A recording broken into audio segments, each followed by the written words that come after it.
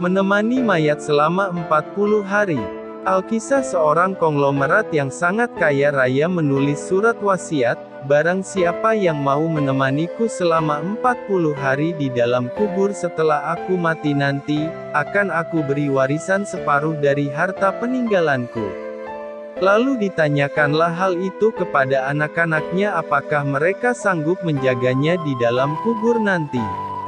Tapi anak-anaknya menjawab, mana mungkin kami sanggup menjaga ayah, karena pada saat itu ayah sudah menjadi mayat. Keesokan harinya, dipanggillah semua adik-adiknya. Dan beliau kembali bertanya, adik-adikku, sanggupkah di antara kalian menemaniku di dalam kubur selama 40 hari setelah aku mati nanti? Aku akan memberi setengah dari hartaku. Adik-adiknya pun menjawab, apakah engkau sudah gila? Mana mungkin ada orang yang sanggup bersama mayat selama itu di dalam tanah. Lalu dengan sedih konglomerat tadi memanggil ajudannya, untuk mengumumkan penawaran istimewanya itu ke seantero negeri. Akhirnya, sampai jugalah pada hari di mana konglomerat tersebut kembali ke Rahmatullah.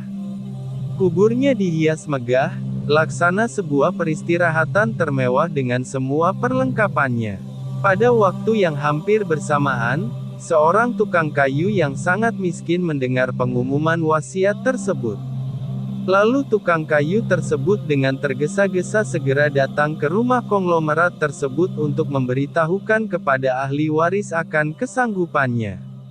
Keesokan harinya dikebumikanlah jenazah sang konglomerat.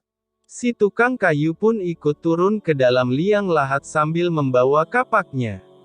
Yang paling berharga dimiliki si tukang kayu hanya kapak, untuk bekerja mencari nafkah. Setelah 7 langkah para pengantar jenazah meninggalkan area pemakaman, datanglah malaikat mungkar dan nakir ke dalam kubur tersebut.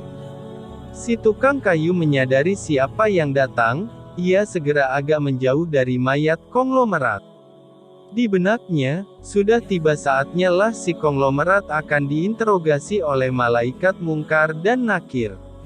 Tapi yang terjadi malah sebaliknya, malaikat mungkar nakir malah menuju ke arahnya dan bertanya, apa yang kau lakukan di sini? Aku menemani mayat ini selama 40 hari untuk mendapatkan setengah dari harta warisannya, jawab si tukang kayu. Apa saja harta yang kau miliki? Tanya mungkar nakir. Hartaku cuma kapak ini saja, untuk mencari rezeki, jawab si tukang kayu. Kemudian mungkar nakir bertanya lagi, dari mana kau dapatkan kapakmu ini? Aku membelinya, balas si tukang kayu. Lalu pergilah mungkar dan nakir dari dalam kubur tersebut. Besok di hari kedua, mereka datang lagi dan bertanya, apa saja yang kau lakukan dengan kapakmu? Aku menebang pohon untuk dijadikan kayu bakar, lalu aku jual ke pasar, jawab tukang kayu. Di hari ketiga ditanya lagi, pohon siapa yang kau tebang dengan kapakmu ini? Pohon itu tumbuh di hutan belantara, jadi nggak ada yang punya, jawab si tukang kayu. Apa kau yakin? Lanjut malaikat. Kemudian mereka menghilang. Datang lagi di hari keempat, bertanya lagi, adakah kau potong pohon-pohon tersebut dengan kapak ini sesuai ukurannya dan beratnya yang sama untuk dijual? Aku potong dikira-kira saja, mana mungkin ukurannya bisa sama rata, tegas tukang kayu. Begitu terus yang dilakukan malaikat mungkar nakir, datang dan pergi sampai tak terasa sekarang 39 hari sudah. Dan yang ditanyakan masih berkisar dengan kapak tersebut. Di hari terakhir yang ke-40, datanglah mungkar dan nakir sekali lagi bertemu dengan tukang kayu tersebut. Berkata mungkar dan nakir, hari ini kami akan kembali bertanya soal kapakmu ini.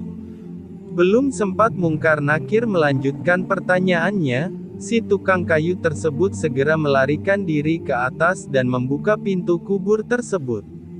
Ternyata di luar sudah banyak orang yang menantikan kehadirannya untuk keluar dari kubur tersebut.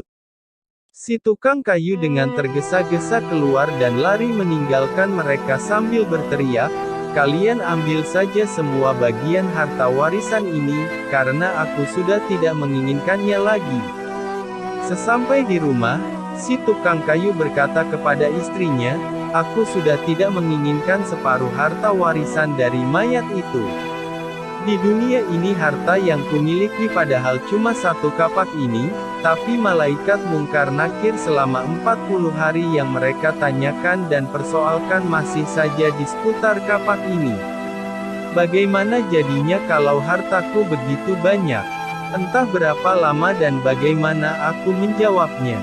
Dari Ibnu Mas'ud radhiyallahu anhu dari Nabi Muhammad shallallahu alaihi wasallam bahwa beliau bersabda, "Tidak akan bergerak tapak kaki anak Adam pada hari kiamat, hingga ia ditanya tentang 5 perkara, yaitu umurnya untuk apa dihabiskannya, masa mudanya kemana dipergunakannya, hartanya dari mana ia memperolehnya dan kemana dibelanjakannya, ilmunya sejauh mana diamalkan." Hadis riwayat Tirmizi. Rasulullah Shallallahu alaihi wasallam bersabda, "Barang siapa yang menyampaikan satu ilmu saja dan ada orang yang mengamalkannya, maka walaupun yang menyampaikan sudah tiada atau meninggal dunia, dia akan tetap memperoleh pahala." Hadis riwayat Al-Bukhari.